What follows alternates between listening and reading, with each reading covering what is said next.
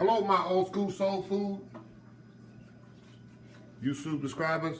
Welcome to YouTube. My name is Chef Jeffrey. Welcome to my old school soul food YouTube channel. Hey, today I'm gonna do something very easy, very simple, as always, as all my recipes are. But it's very important. Anytime you're roasting turkey, chicken, even grilling pork chops and things like that, it's good to put them in a brine for about 5-6 hours, sometimes 24 hours. If it's a turkey, 24 hours. If it's a chicken, maybe 6-7 hours. And pork, even pork loin, pork butt, even a day or so. This helps it to do two things. Makes it juicy and flavorful. And makes it more, it makes a turkey and a chicken so much more moist and juicy because it's like sealing in the juice. A good brine is two simple ingredients to a brine. It must have acidity and salt. That's the two important ingredients in any kind of brine. It has to have those two elements, some acidity and some salt. So anyway, we're gonna get started here. Like I said, it's very simple ingredients. I got oranges, kosher salt. I have black peppercorns, some fresh herbs, and bay leaf. So all I do is very simple. I just take everything, oranges in the pot, salt, peppercorns. I got rosemary, thyme, sprigs, and bay leaf. Dump it all in the pot, fill it up. And this recipe is on the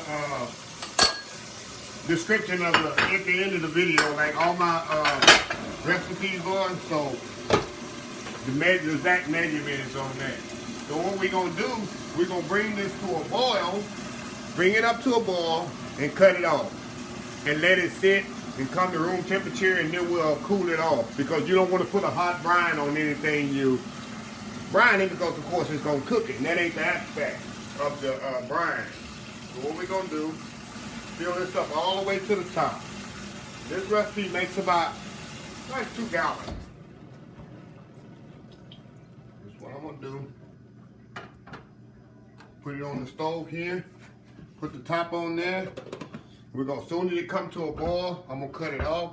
When it comes, and let it sit, and then I'm gonna put it in the fridge and simmer it, and let it cool. And you can do this, shoot, week, 2-3 days ahead, because nothing in there to make it go bad. It's just, like I said, fruit, water, and salt. So you can do this a week ahead if you're doing a Thanksgiving turkey, chicken, pork chop, pork loin. Yeah, and it has a good shelf life. So anyway, we'll be back later when it comes to a boil, and I'll show you how it's doing. And like I said, you have to come to a boil, just let it sit and cool it down, and you can use it to brine your Thanksgiving, Christmas turkey, duck. It's good for duck too. And pork chops, pork loin. So we'll be back and I'll show you how it come out. All right, y'all, we back here. Like you can see, my citric brine is boiling now. Now that's what you wanted to do. Just wanted to boil. Boiling like this. Now all you do now, just turn the fire off. I'm turning the fire off. It smells so awesome. You smell the orange and the herbs. It smells just like holiday season in here. So you just turn it off, put the lid back on it, and let it sit.